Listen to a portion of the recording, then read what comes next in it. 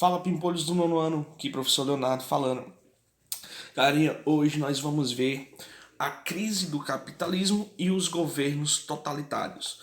Ah, Na década de 20, principalmente, pós Primeira Guerra Mundial, os Estados Unidos ele teve uma ascensão muito grande econômica, por conta principalmente da produção de utensílios domésticos, ah, coisas que os americanos gostavam naquela época, né? Quinquilharias, entre aspas. Isso fez com que uma prosperidade enorme tivesse acontecendo nos Estados Unidos. Inclusive eles chamavam American Way of Life, o jeito americano de viver, né? Que utilizavam várias coisas,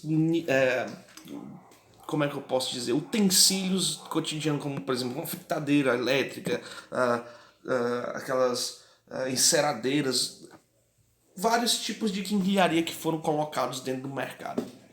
E isso deu um boom no mercado, deu uma riqueza muito grande, mas isso teve um custo muito alto, principalmente no ano de 1929, com o chamado a quebra da Bolsa de Valores de Nova York.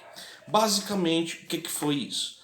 Você tinha as empresas, essas empresas elas se transformaram em ações. O que é ação? Um pedaço de papel que você compra ele. Esse pedaço de papel ele pode variar para cima ou para baixo, ele pode ficar mais caro ou mais barato. Né? As empresas elas estavam produzindo muito, né? Muito produto. Esse produto acabou ficando parado porque não havia venda suficiente para grande produção, né? E isso fez com que as empresas vendessem bastante ação, só que essas ações na verdade não tinham determinado valor que elas teriam no mercado. Então acabou que quando houve a descoberta disso, a Bolsa de Nova York econômica ela tem uma quebra total. Lembrando que aqui, nesse período, nós estamos enaltecendo o capitalismo. O capitalismo é a principal e é uma das principais,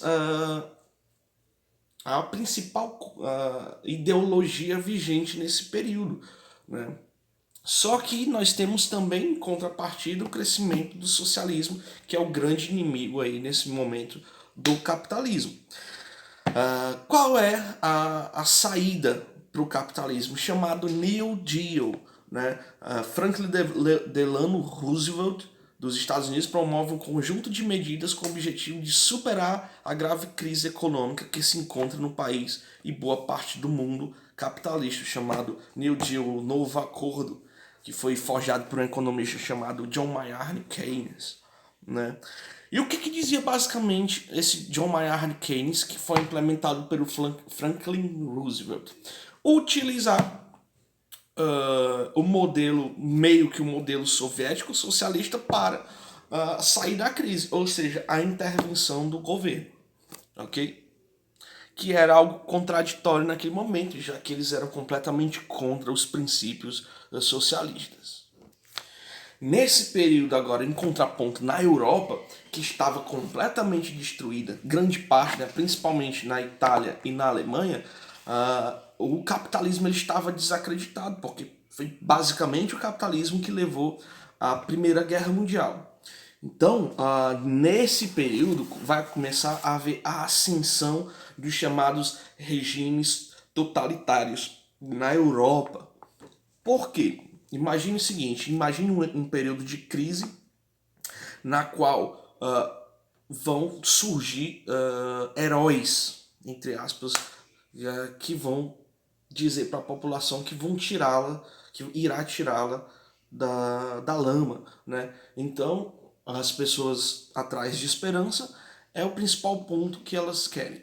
Né? Então, nesse período, né, principalmente o fascismo quanto o nazismo, regime socialista também do Stalin pode se caracterizar, são considerados regimes totalitários.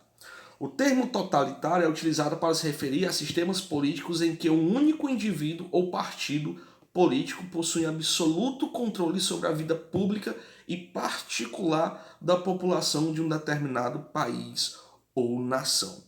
Então, nesse período, o líder, né, a figura central de um partido único, ou seja, a democracia, ela vai acabar se extinta nesse período. E nós temos aqui alguns conceitos que nós podemos destacar para caracterizar um regime totalitário.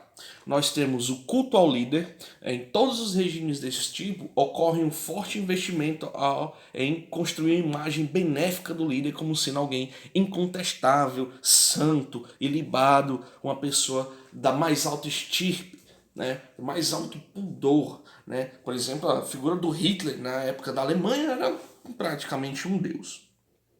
Partido único, né? O Estado totalitário, o poder é controlado por um único indivíduo que estabelece o seu partido como único no país. Todos os outros partidos são extintos, ou seja, elimina-se a concorrência, elimina-se a possibilidade de haver contestamento, elimina-se a democracia. Né? O Estado policial, né, é criado um sistema de vigilância policial criado para apoiar as ações do partido, geralmente utilizado para calar e oprimir a oposição. Isso aqui é fato. Né, a polícia é utilizada como um instrumento de coação, né, um instrumento para calar aqueles que são contrários. Calar de todas as formas. Né? Não só pedir para fazer silêncio, mas sim levando até inclusive à morte. A doutrinação, grande esforço do Estado em difundir sua doutrina, objetivos e ideias através da educação de massa. Né? E a propaganda estatal, sempre priorizando as benéficas do governo.